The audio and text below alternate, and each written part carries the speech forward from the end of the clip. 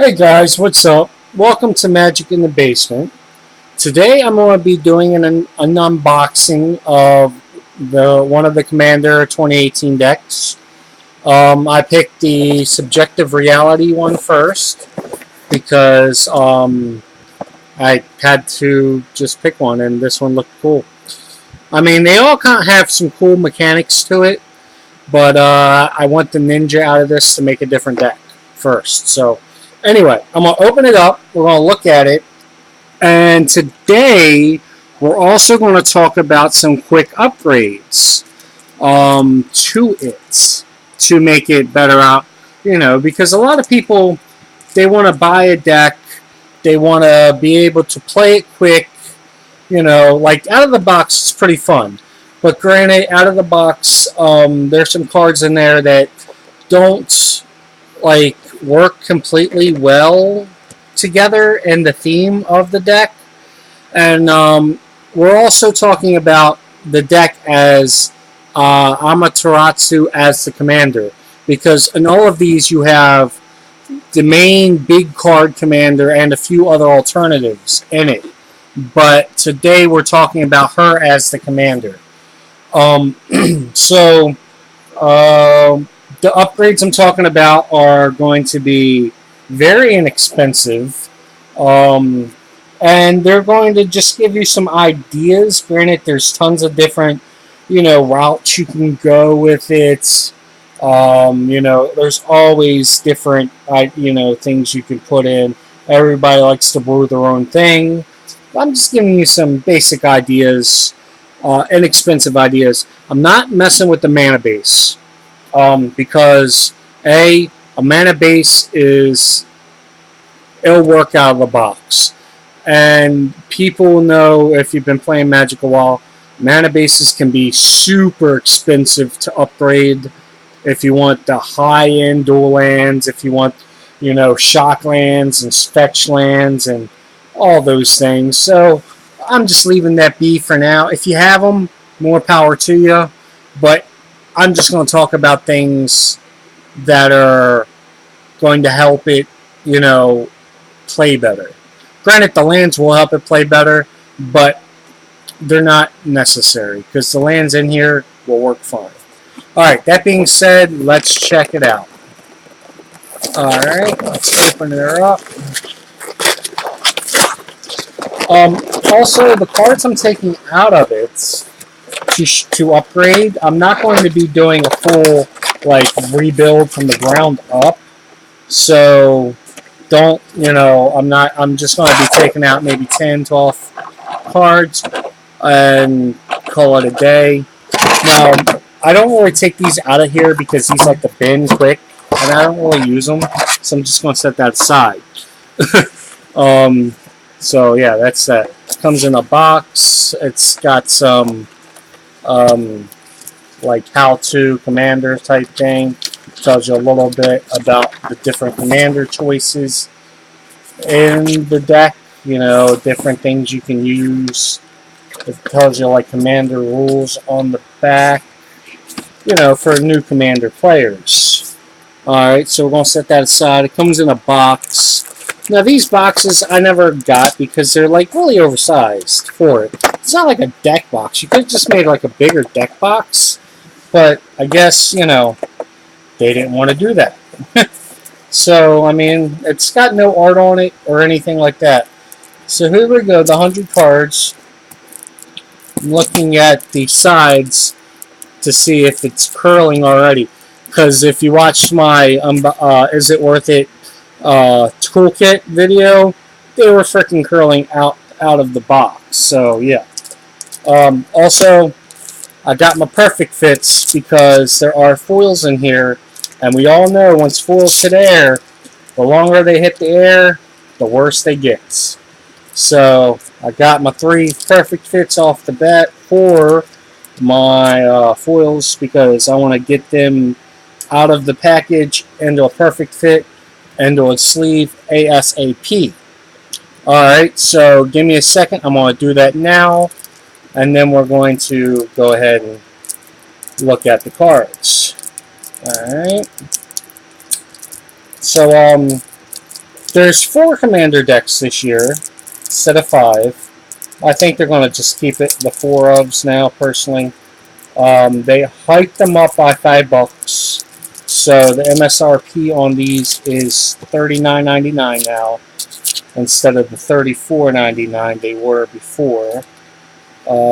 So, I mean, they say it's to be able to quote unquote put stronger cards in, but a lot of people think that's just, not the case, because once we look through this, there is value in it, don't get me wrong, but I don't think they put, the quote-unquote stronger cards in. There are some powerful cards, but for the increase, I think people were expecting better reprints or something, that kind of thing.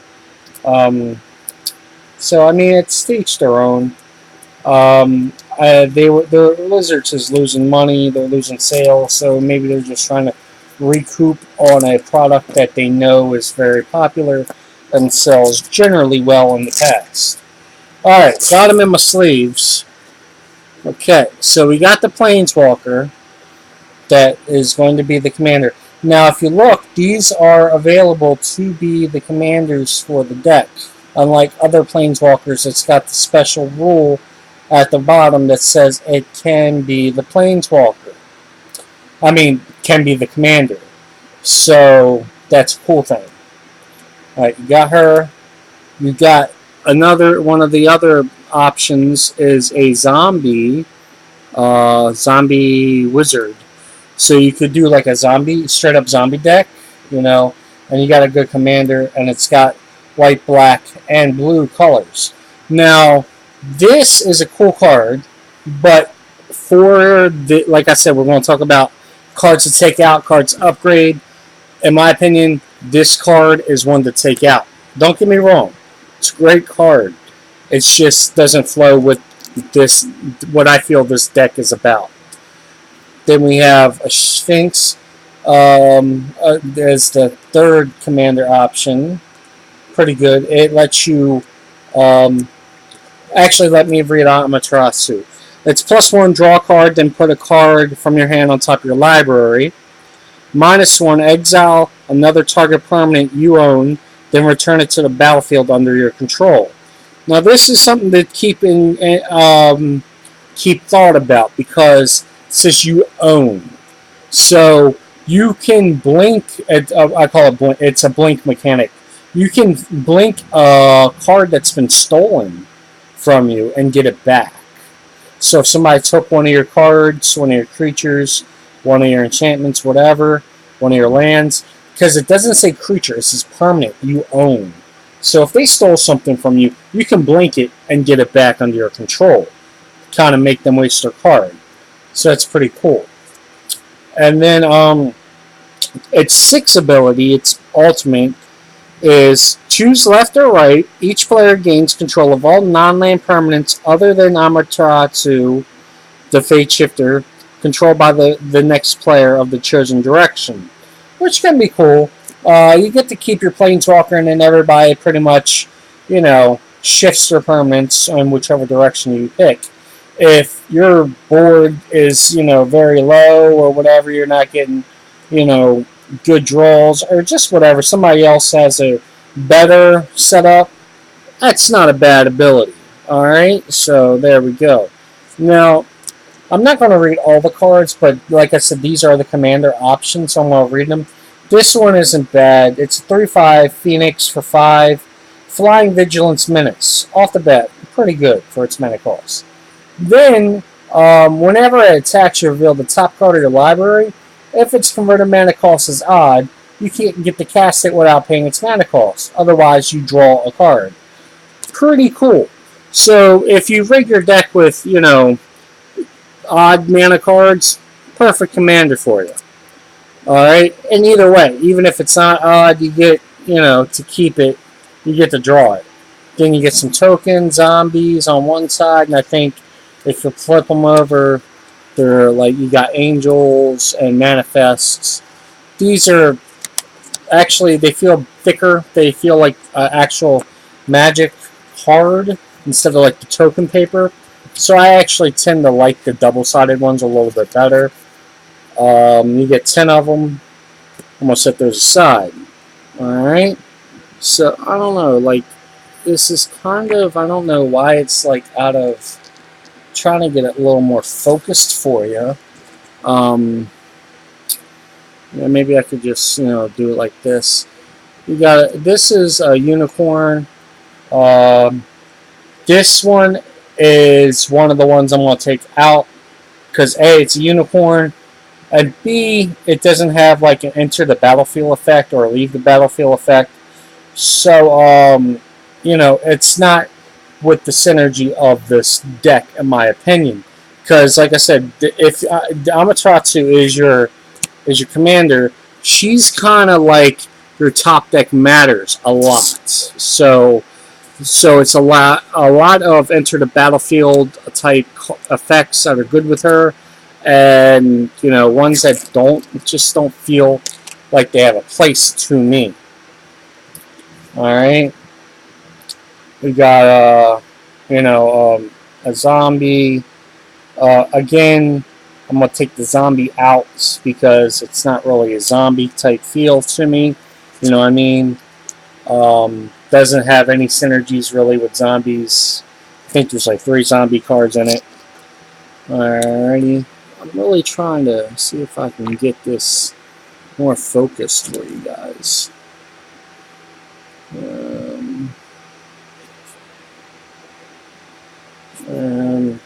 Maybe it'll get better as we go down.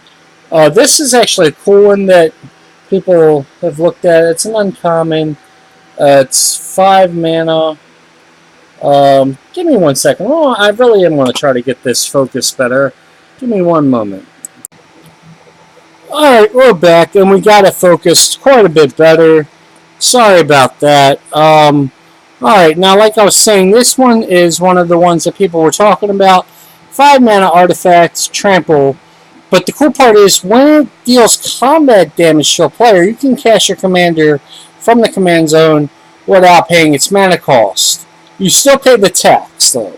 But you don't, like, if it's your first time casting it or whatever, you don't gotta pay its mana cost. And it's got trample, so it's likely to at least get 1 point in.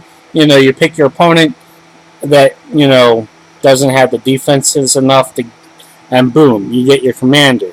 I like this card. This deck has these cards. I think they're from Avacyn or Innistrad, something like that. One of those.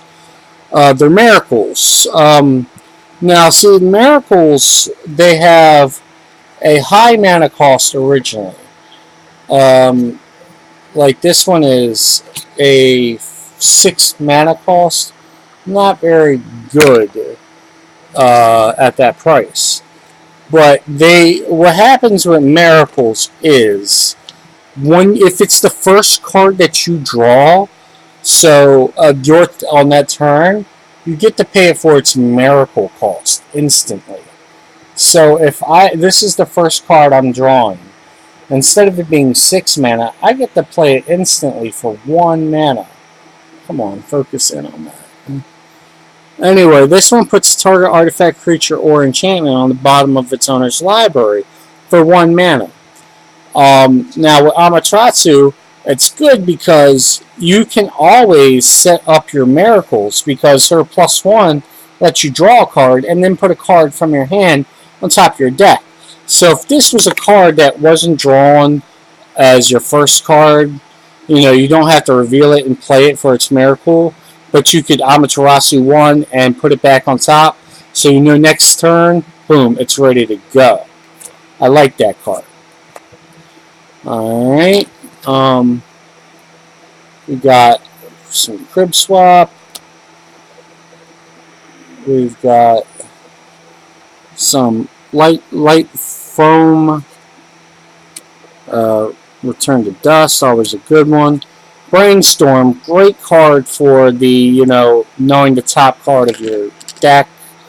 Great, just good card. You got some platform. Dream Cache, some card draw. Muldrifter, great card for this deck because it's got the enter the battlefield effect. So this is one that, 5 mana, not all that great. But it's got the enter the battlefield when it enters the battlefield, you draw 2 cards. But with Amaterasu out as your commander, you can -1 and flicker it, draw 2 cards again. And you could do that every turn as long as you got the loyalty on your commander. You got a ninja. I like the ninjas, but I'm going to take this one out because it doesn't fit in the theme for this particular deck. Not saying, now keep in mind, any of the cards I take out, I'm not saying they're bad at all. Don't get me wrong. I'm just saying that they don't fit the particular theme for this commander. Ponder. Predict. Again, these are, mess with the top of your deck cards. Scry. Looking at the top of your deck again. Top of your library. Lots of cards with that. You got some destruction. Some mana rock.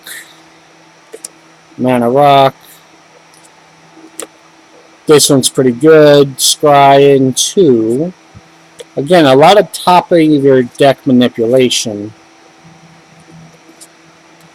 Mana rock. Now this one's good because it's one of those enter the battlefield effects. So you get to search your library for land. -1 her, do it again. Boom, 2 lands. You got Pegasus with the enter the battlefield effect. It's it gets you lands if other opponents have more lands than you. This is one that there's one of these in each color that does something different. There's one of these in each commander that does something different, like it's like their signature card, I guess. This one is actually, in my opinion, probably the weakest of them. It's still pretty good. I mean, it's a late game card, but it's getting you some cards. You exile top 8 cards of your library, put a land card from them onto your battlefield. So you get a land. It's 8 mana, so you get a land. Then, until end of turn, for each non-land card type, cast a card of that type among the exiled cards without paying its mana cost. So that's like if you got instant, a sorcery, an artifact, a creature, enchantment. You could do one of each. So, and if you manipulate the top cards of your deck, some of them like if you draw a high mana cost spell, like this is 8 mana, but say you draw like a spell that's 6 mana, and you put it on top of your deck with the Amaterasu's ability, and then you play this card next turn or something, you're getting that 6 mana to play for free, along with 7 other cards. So you're making this might be 8 mana, but you're gonna make some value off of it. Manifest enchantment. This one's another miracle. XX and 3 black. Return X creature cards from your graveyard to the battlefield. Now, remember, the original mana cost is garbage. You're never going to pay that in this deck. But for X and 2 black, yeah, it's a great card. Could be very game-winning. I mean, mid-game, late game, you're getting, for 3 mana, you get 1 creature from the graveyard to the battlefield. Just think about that. Could be any creature, any mana cost. And it's X, so if you got more mana, 3, 4, 5, 6 mana, 6 mana you're getting, 4 creatures back. Just something to think about. This one's a Death Touch, 5 mana. It's got to leave the battlefield trigger, which is, can be exploited with her blink ability too. So it's when it leaves the battlefield, all creatures get -3/-3 until end of turn. Very good to blink out and threaten very control on small creatures. Wipe them, do it again when need be. Keeps people from wanting to play small stuff. It's even got evoke cost. Evoke lets you play it for the evoke cost, and then you sacrifice the creature. So you don't get to keep the creature, but you get the effect for a cheaper price. This is a new one. When you cast a spell, copy it for each time you cast your commander from the command zone in this game. Each opponent sacrifices a creature. I'm sorry. Each opponent sacrifices a creature. Each opponent who can't loses half their life rounded up. Now, this is 9 mana. This might be one of the ones that you would want to put back on top of your library to cheat out with her card. And there's another way to cheat this out with the Djinni Wishes in here. So this is something you might want to cheat. Now here's a card I like. A lot of people, this is getting mixed reviews. Some people love it, some people hate it. Now, it's 6 mana for 6/6 flying demon. When it comes into play battlefield, choose 2 players. When damage is dealt to one of those chosen players, the other chosen player loses that much life. So you're getting double value out of this card. For every time you hurt somebody, the other player loses that much life. Okay? A lot of people don't like it, but I think it's great. It's great politically. Like if you got an ally, you guys can, boom, team up against the other 2. Now, with Amaterasu's ability, God, I hope I'm saying her name right. With your commander's ability, when you can blanket, say that alliance ends, blink it and choose new targets.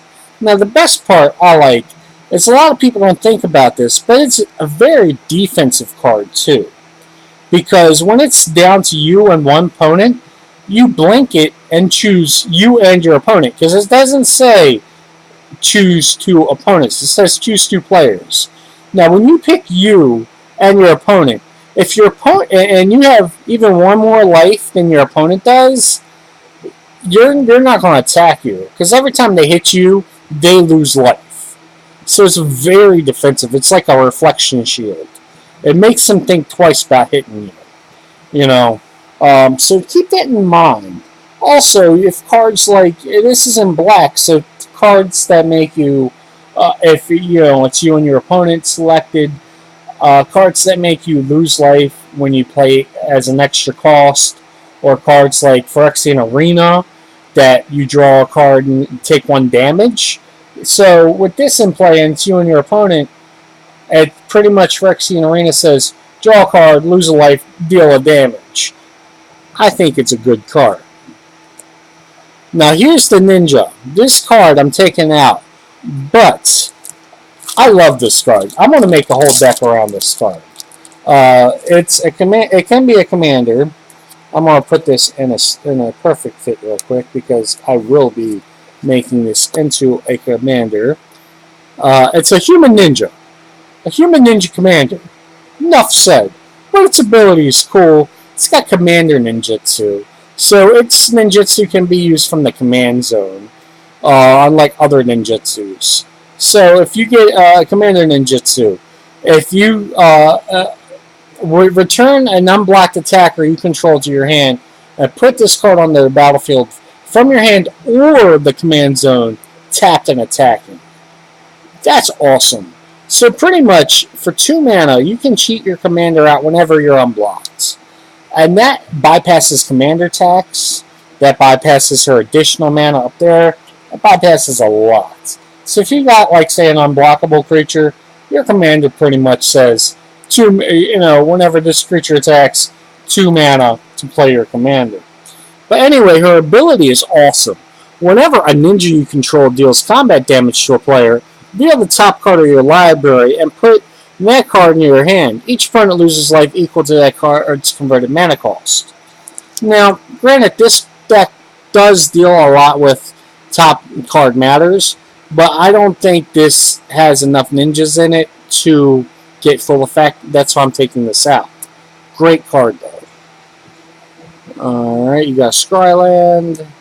Another a miracle. This one's awesome. This one gives you angels. You got Sarah's Avatar. This one's pretty big. Um, it's it's expensive as all heck, but its power and toughness equals to um, your life, and when it's put in your graveyard from anywhere, shuffle it into your library. The Army of the Damned, crazy expensive. It's got a flashback. You create 13 2/2 black zombie tokens that attack. So card. I'm taking it out. I don't feel it has a place in this deck. Another Angel. Board Wipe. Another Miracle that's pretty good.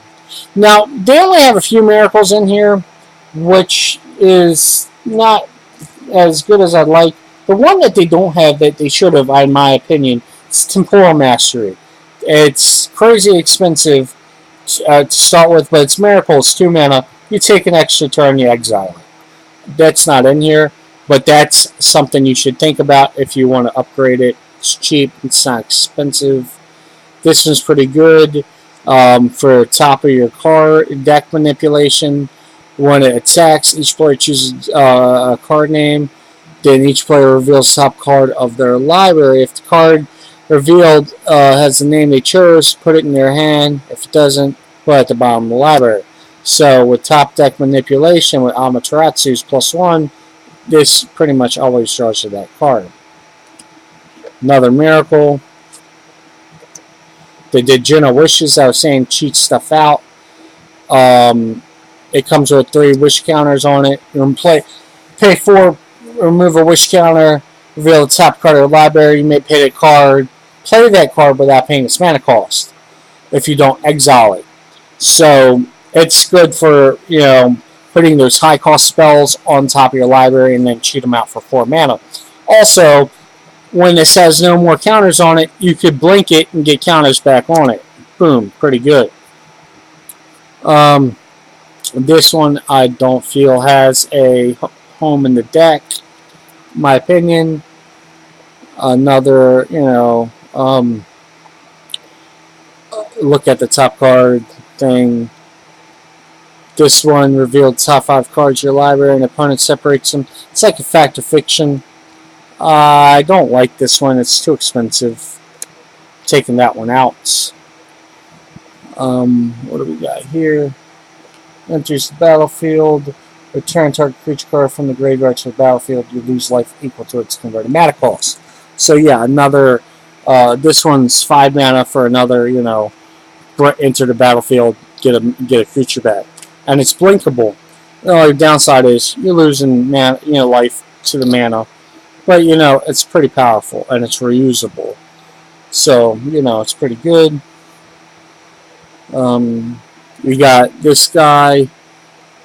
At the beginning of upkeep, each player reveals its top card of the library. Oh my god, we got out of focus again. I hate that. I don't know what's going on. Each player reveals the top card of their library.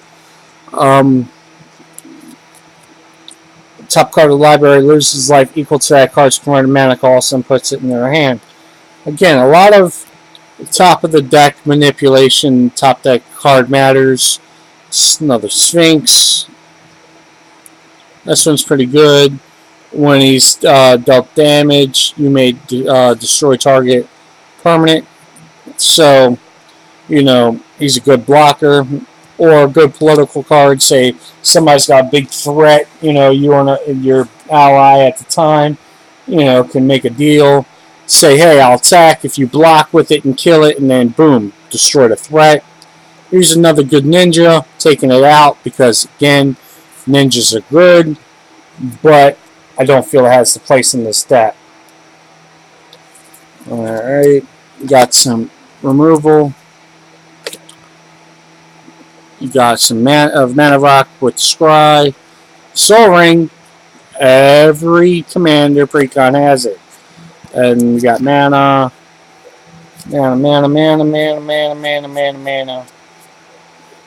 These are basic manas. I'll set them aside. And we'll look at the non-basic manas.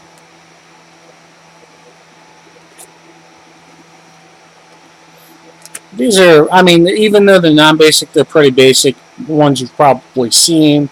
the bounce lands that will come into play, tapped lands, that kind of thing. Command tower, every Commander Precon has it. Some guild gates, pretty basic stuff for your mana. Like I said, if you want to upgrade, this one's actually cool. You get to, when it comes into play, tap, but you get to rearrange the top 3 cards of your library in any order, and it taps for blue. But like I said, you can always upgrade your mana base, but this mana base will work. So it's just something you can think about if you choose to.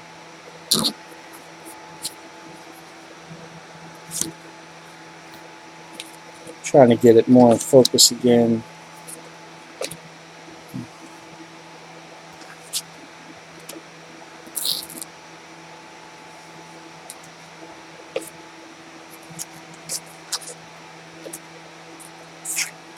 Alright, so that is and it's got, different, the info card or whatever. So that's the deck. Okay, that's the deck as it comes with it. So we've taken out 1, 2, 3, 4, 5, 6, 7, 8, 9. I mean, and there was actually, hold on, there was one other card in there that I wanted to take out. I might have passed it, not thinking about it.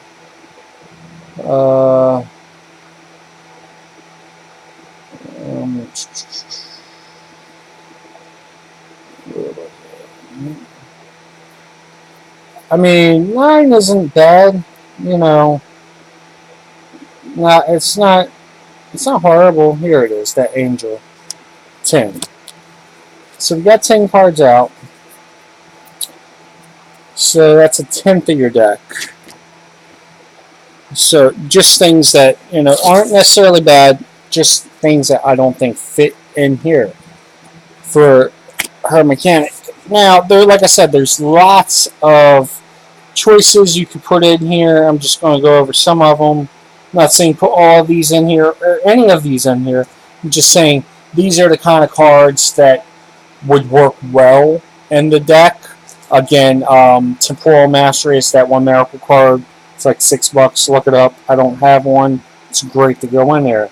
Things that could go in there that would work with her Flicker ability. Things like the Shapeshifter or the Clone abilities.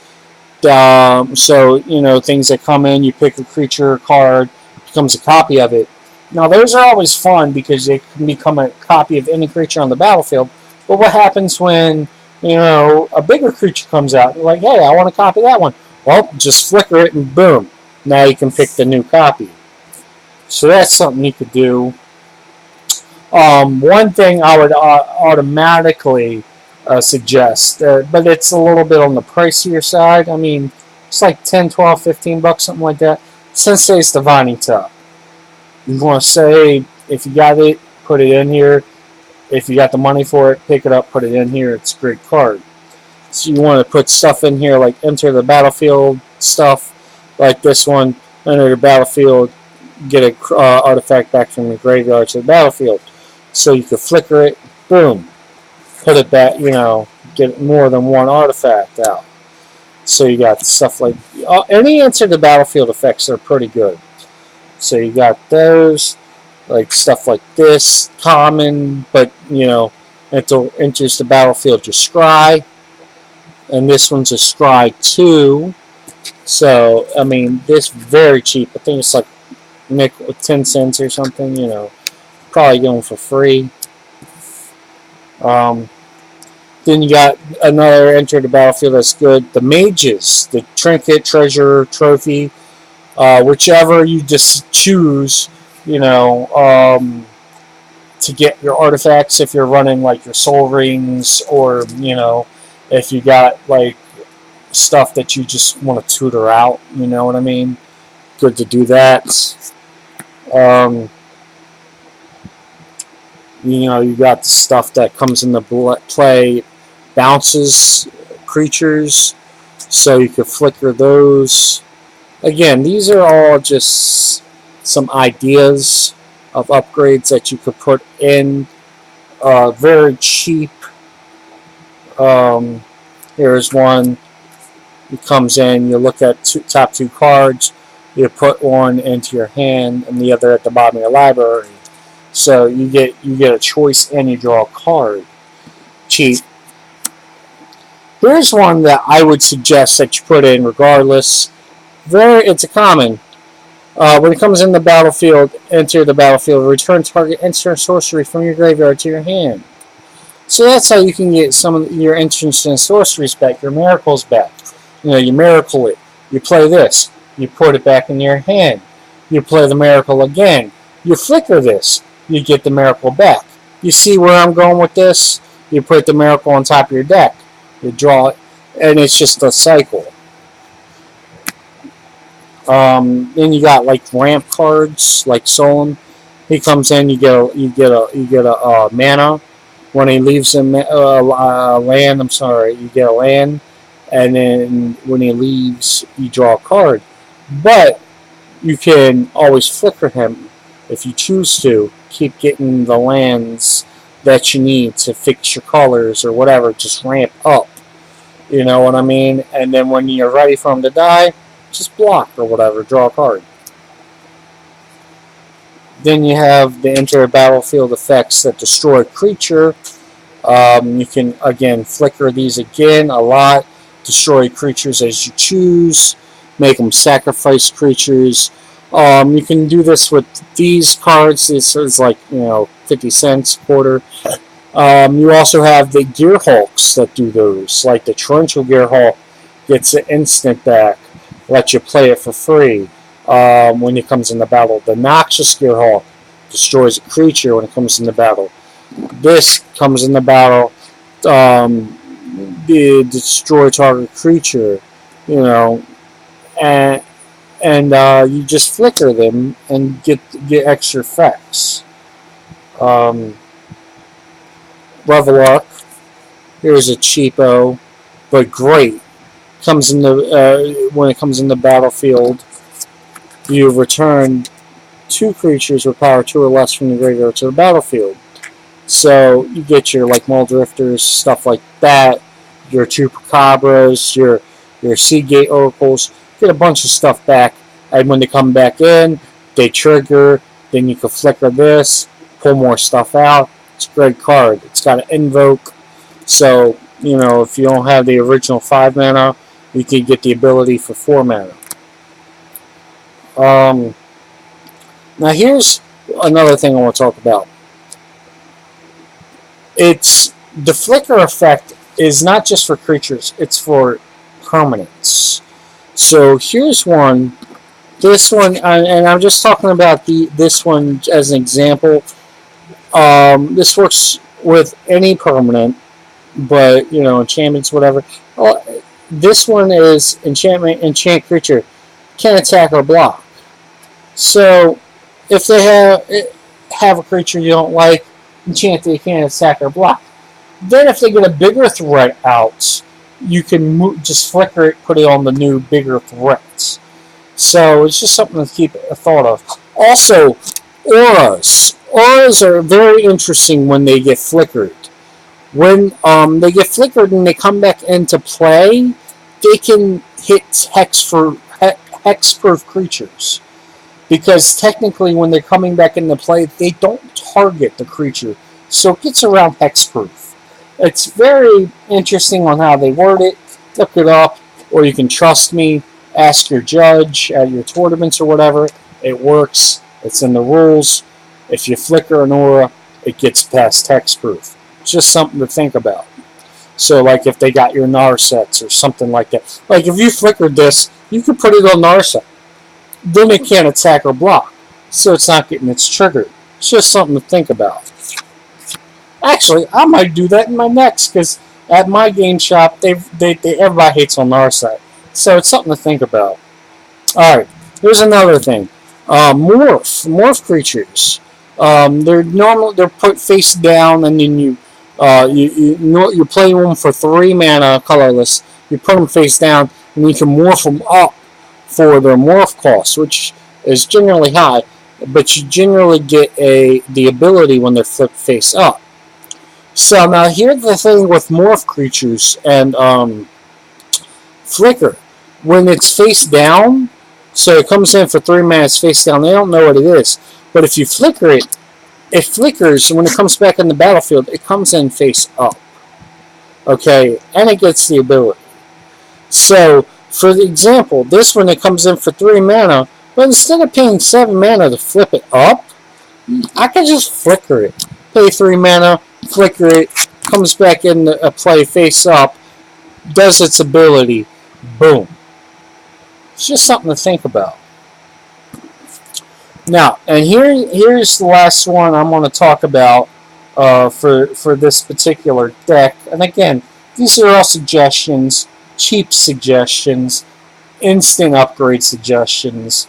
This has blue and black and white in it, so any deck with blue in it can get very expensive with upgrades. These are just some quick thoughts, quick things to think about that you could upgrade. But I love the Titans, okay? 6 mana. The reason why I like the Titans is because with this deck is this. When it enters the battlefield, it gets its trigger. Now this is the White Titan. For these colors you get white, blue, and black. All three are pretty cool. But this one, the White Titan I like because you get a permanent with converted 3 or less from your graveyard to the battlefield.